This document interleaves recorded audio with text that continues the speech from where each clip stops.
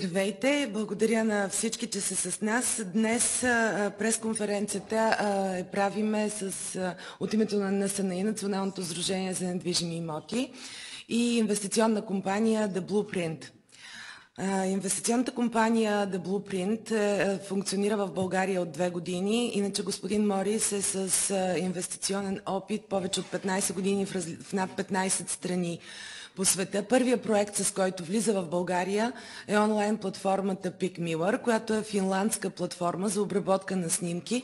Едно от най-важните неща за платформата PicMillar е, че снимките се обработват не от софтуер, а от дизайнери и в рамките на 24 часа могат да бъдат получени и обработени снимките. Тоест, малко повече за платформата. Нека да разкаже господин Андрю Морис. Good morning, everybody. Thank you for taking the time to come and sit with us and let us share our new agreement with the National Real Estate Association of Bulgaria. Здравейте, благодаря, че сте тук с нас, за да може да споделим доста това, че сме подписали договор за сътрудничество с Националното сдружение за недвижими имоти в България. My name is Andy Morris. I'm the chairman and CEO of a company called The Blueprint. Аз се казвам Анди Морис и съм член на борда и управител на инвестиционната компания The Blueprint. I established The Blueprint in Bulgaria in 2014. The idea of The Blueprint is to travel overseas and find new technology companies. Blueprint е създаден в България преди 2 години с основната си цел да донася в България технологии отвъд морето, т.е. от Съединените щати. Invest in those companies and find other investors for those companies and then bring those companies' products and services to Bulgaria and distribute those products and services in Bulgaria and Eastern Europe. И когато открие интересни компании, в които може да се инвестира, тези компании и техните услуги да бъдат представени в България, като този процес, разбира се, е двустранен. With PicMillar, the service is designed for the real estate sector. PicMillar е услуга, която е предназначена за сектора на недвижими имоти.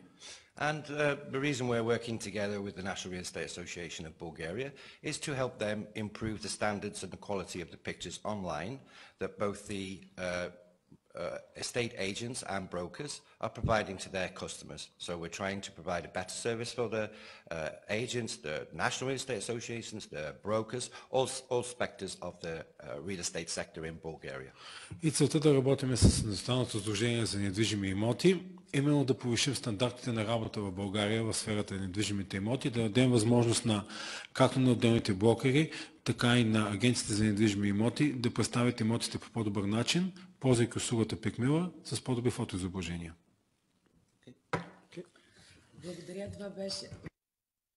Благодаря, това беше господин Андрю Морис, изпълнителен директор на The Blueprint, инвестиционната компания. Бих искала да дам думата на госпожа Ирена Перфанова, която е председател на управителния съвет на НСНИ. Националното сдружение за недвижими имоти им управлява в своята структура 12 регионални подразделения, обединяващи фирми от 28 града в страната с над 1500 професионалисти в областта на недвижимите имоти. Защо решихте да подпишете този договор и с какво очаквате той да помогне на специалистите по недвижими имоти в България? Благодаря за предоставената дума. За нас е изключително важно да бъдем в крак с времето като професионалисти и да се развиваме заедно с информационните технологии. Искам да ви кажа, че освен това, че технологиите се развиват, изключително много се променят и исканията на самите потребители към услугите, които те ползват.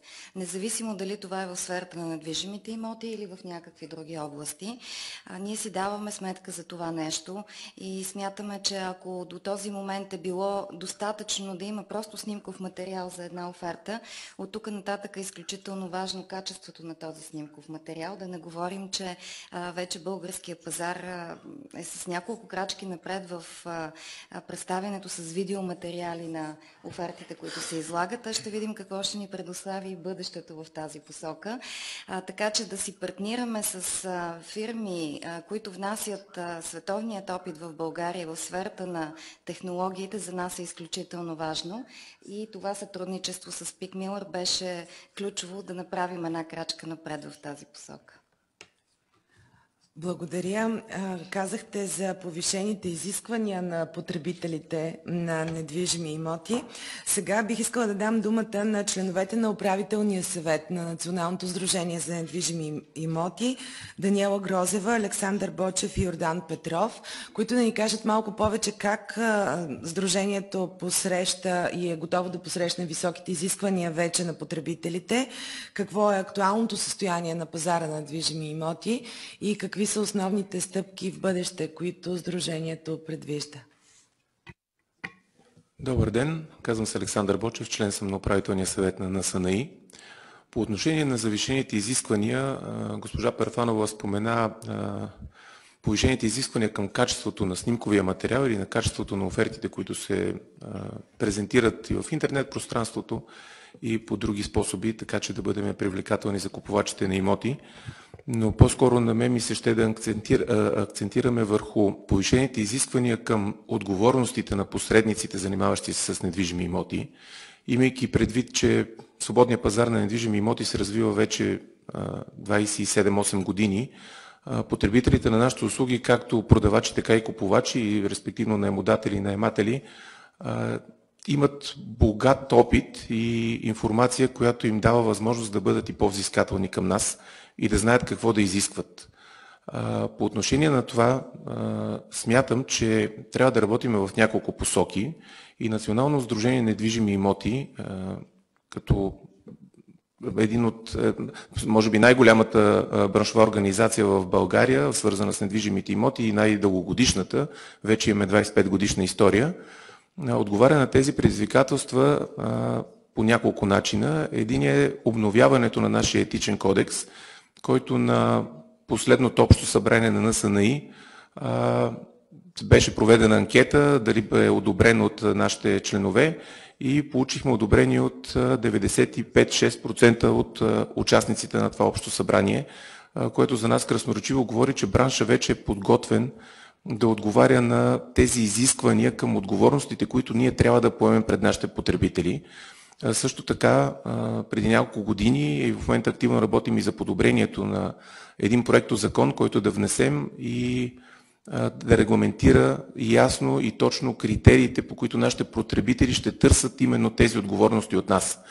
Също така смятаме, че трябва да бъде направена застраховка професионална отговорност, която ще бъде, разбира се, и част от изискванията за това да упражнявате тази професия. Именно поради това, за да можем да обезпечим именно тези отговорности, които ще поемеме в закона и разбира се в етичния кодекс, който обновихме и съвсем скоро, надявам се, ще бъде прият в следващото общо събрание на Национално сдружение недвижими имоти.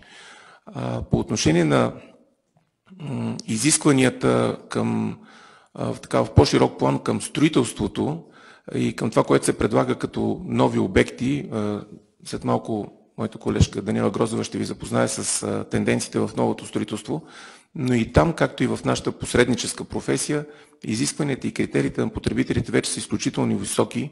Именно затова много от новите стартиращи проекти и тези, които са в процес на изпълнение, наистина мисля, че отговарят на абсолютно всички изисквания за сгради на 21 век и в жилищната част, и в офис частта, и в логистичните центрове. Смятам, че продукта, който се изработва в момента в България, до голяма степен отговаря на всички съвременни критерии. Здравейте от мен. Аз ще ви дам малко информация, по-скоро статистически данни за строително-инвестиционния пазар за 2016 и първото тримесечие на 2017 година. Имаме ръст от близо 24% на обема на стартиралото строителство за тази година. Общо близо 4 милиона и 200 хиляди квадратни метра разгърната застроена площ предстои. Относителният дял на отделните типове обекти по функционално предназначение в общия обем на стартиралото ново строителство през 2016 година най-голям дял бележи естествено жилищното строителство. Немалка част има и търговските сгради и хотелски комплекси. Има голям дял на атракционни и спортни зали, които предстоят да се строят. Бих искала с вас да споделя една тенденция по региони. В София град има ръст близо 45%, 1 670 000 квадратни метра разгърната застроена площ. В Пловдив 12,40%, Варна по-малко от 1%, в Бургас близо 9% и Стара Загора близо 16%. През последните 13 години, 2017 година е четвъртата поредна година с двуцифрен ръст. За първи път от 2019 година насам сградното строителство минава нивото от 4 милиона разгърната застроена площ. Обемът за 2016 година е 42% от започнатото строителство през най-силната 2007 година. Бих искала да споделя с вас, че има една много, поне за мен, неприятна тенденция. Градовете Кюстендил, Видин, там няма почти ново строителство и да не кажа, че почти нищо не се случва там. Това е от мен. Бих искала да допълня и колегата във връзка с предизвикателствата, които поема Националното сдружение за недвижими имоти. Към сдружението имаме център за професионално обучение, в което издаваме дипломи, професионални дипломи и все повече колеги от агенциите се възползват, защото това е единственият начин те да повишат квалификацията си, да са легитимни. И сдружението и ние като правителен съвет работим в повишаването на квалификацията на колегите и смятаме, че това е много важно звено от нашата дейност. Благодаря ви. Аз това, което бих искала да допълна към статистическите данни, които Даниела Грозева изнесе, е, че независимо от това, че официалната статистика показва, че броят на сделките е спаднал средно в страната с почти около 14%, пазар продължава да бъде динамичен. Все пак трябва да имаме предвид, че в един такъв динамичен пазар, сравнявайки с данни слизащи надолу, можем да си направим няколко извода. Единият от които е, че голяма част от сделките са в сегмента на новото строителство. Този сегмент се отразява малко по-късно във времето в агенция по вписванията, тъй като сделките не се движат с директна продажба, с по-продължителен период от време задържане на предварителен договор. Естествено, това е повлияно от схемата на плащане в новото строителство, начина на финансиране, т.е. изчаква се момента пред завършване на сградата, за да бъде използван кредит от кредитните институции. Така че в момента тези данни не дават точно ясната представа за това, което се случва на пазара, но може би в рамките на следващата една година точно тази статистика ще излезне вече наяве и ще видим какво се е случвало в този период от време. Така или иначе има едно леко затруднение в реализирането на сделките поради все по-голямото разминаване между търсене и предлагане. В момента много голямо количество продавачи започват да изкарват имотите си на пазара. За съжаление, голяма част от тях неправилно оценени, т.е. надценени с продавачите с много по-голямо очакване от това, което купувачът е готов да предложи за този имот. И това е причината самите купувачи да бъдат затруднени в избора си. Иначе, когато една оферта е оценена правилно, тя се продава изключително бързо на пазара и е много нисък процента, в който се преговарят цените надолу между офертна цена и реализирана сделка. Благодаря, госпожа Перфанова. Искам да се върна към думите на Даниела Грозева и това, че в Западна България от гледна точка на недвижимите имоти нищо не се случва. Пустеят сгради и точно тук е момента да кажа, че инвестиционната компания The Blueprint всъщност последния един месец проведе среща с общините в Червен бряг и в няколко околни градове, именно с цел инвестиране, намиране на инвеститори и събуждане на спящите сгради. Всъщност интереса на Андрю Морис в real estate сектора започва с Пик Милър, но може би малко повече за това да каже той.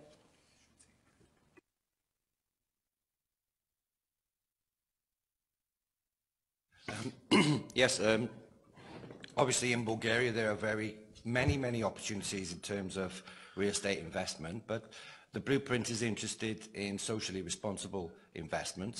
I was invited to Chervenpriag some time ago to look at the area and look at the various opportunities that they're trying to promote there. It was very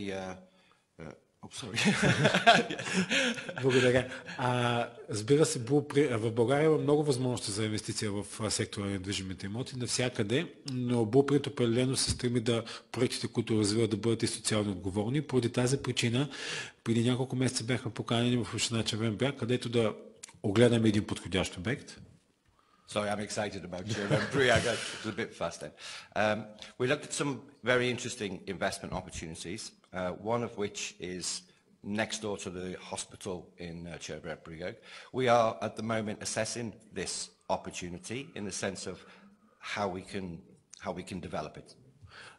Един от, както казахме, бяхме поканени в Червен бряг. Един от проектите, който ни беше представен с цел да помогнем за неговото развитие, се намира в центъра на града, точно до болницата, но ние все още правим оценка как най-добре може да бъде Blueprint полезна на община Червен бряг. And we will look forward to sharing the information we establish with our friends and partners in Chervenpriag at the time when we're ready to do that, which should be fairly shortly, within the next month, I think. И разбира се, в момента, в който имаме напредък по проекта, със сигурност ще споделим това с вас, заедно с нашите приятели от община Червен бряг. Надяваме се това да се случи в рамките на следващия месец, може би. И малко повече за самата услуга отново Пик Милър. Това, което всъщност е интересно при нея, е, че фоторедакторската услуга не е софтуерна и не прибавя нищо измислено към имота, което всъщност я прави уникална. Yes, of course, in order to provide the correct service to the user who uses Pick Miller as an added value service for their customers, we had to create a really high standard. So, of course, there are software packages that can improve pictures quality, but the time and effort attached to that usually costs money and therefore reduce profits. So the idea of Pick Miller was to provide a bespoke service, as we would call it, something very specific. We have graphic designers who work on the pictures and improve the pictures so that we can provide the highest standard possible. And this is where our relationship with the National Real Estate Association of Bulgaria is so important, because they're the ones that set the standard in Bulgaria. So we wanted to work with them and the other real estate associations in order to help them to, in effect, offer added value services to their members, who can offer those added value services to their customers, therefore reducing their costs and increasing their profits. Със сигурност, да, разбира се, със сигурност ползваме някакви софтуерни продукти, с които работим върху снимките, но е изключително важно да се каже, че всички снимки се обработват от хора, които всъщност добавят тяхното високо качество и техните умения към това снимката да се получи по най-добрия начин. Съответно, по този начин ние се стремим да добавяме допълнително качество към услугата, която от своя страна вече добавя агента на недвижими имоти или компанията, която е предоставила тези снимки. За нас наистина е важно, затова и работиме и подписахме този меморандум за сътрудничество с Националното сдружение за недвижими имоти, заедно с тях да повишиме цялото качество и всички стандарти на пазара на недвижими имоти в България, от гледна точка на това как те са представени пред крайния потребител. Се надяваме, започвайки с България, заедно с тях да вървим напред и в другите страни. Аз бих искала да допълня още нещо. Следващата седмица предстои поредният световен конгрес на Международната федерация по недвижими имоти в ЯПСИ, който ще се състои в Андора, където отново ще бъде презентиран този продукт на Пик Милър. Тоест, това е една допълнителна заявка за това, че в България вървим в крак с това, което се случва на европейският и световният пазар. И самият факт, че Световният конгрес на ФИАПСИ проявява интерес към подобен продукт, е една допълнителна индикация за това пък какви са търсенията от самите потребители не само в България, но в международен мащаб. И какви ще бъдат стъпките за брокерите от тук нататък? Какво се случва в рамките на това партньорство? Тоест, те ще имат ли някакви преференциални услуги? Кои брокери от членовете на НСНИ могат да ползват тази услуга? Всички брокери, които са членове, абсолютно всички брокери, работещи в агенциите за недвижими имоти, членове на Национално сдружение, ще имат достъп до тази система, ще могат да я използват при определени, естествено, по-преференциални условия за нас като национална асоциация, като част от Международната федерация по недвижими имоти в ЯПСИ. Така че постарали сме се и в тази посока да помислим те да бъдат облагодетелствани, за да могат максимално и по-бързо да повдигнат нивото, с което предоставят рекламните си материали на своите клиенти. Естествено, нали, пак казвам, че нивото на повдигането на нивото на обслужване на агенциите за недвижими имоти не се състои единствено и само в снимковият материал, но това е част от тях. Това е едно от първите впечатления, които прави една оферта за недвижими имоти. Благодаря. Някакви въпроси допълнителни дали има, защото мисля, че основните неща ги казахме и тепърва ще започваме да говорим. Малко пропуснахме да споменем нещо за парцелите, какво се случва в тази посока и предполагам, че колегата Йордан Петров от управителният съвет също има още какво да добави в посока пазара на недвижими имоти. Да му дадем възможност. Здравейте. Ами да започна с това, че цените на недвижимите имоти са пряко отражение на качеството на живот. Понеже много говорихме за статистика, повечето от нас статистиката е нещо подбрано, което според мен не дава вярно отражение на живота. Принципно цените от 2-3 години назад до момента са нараснали с 30 до 35% и това е истината. Не е статистика. Ние като участници и анализатори в процеса на недвижимите имоти прекрасно знаем на къде върви пазара. С оглед на това мога да кажа, че в близка перспектива от 6 месеца цените на недвижимите имоти ще продължат да растат нагоре, докато пазара стигне равновесната си точка. С оглед на една по-далечна перспектива, да кажем година и половина-две, нещата ще се развиват добре, според мен, като все пак не трябва да забравяме и да се застраховаме от случайни събития, които са извън нас и извън България. Именно затова и цените на недвижимите имоти, включително и на парцелите, в последно време има засилено търсене на парцели от оформяща се класа от млади юпита, които предпочитат да живеят около големия град и да построят свой собствен дом. Има ръст и в цените на парцелите, има и засилено търсене на парцели в околностите и това се отнася не само за София, а и за другите по-големи градове. Надявам се нещата да продължат да върват без колизии и сътресения на нашия пазар, защото е добре за всички, когато качеството на живот на българина се повишава. Благодаря. Благодаря на всички.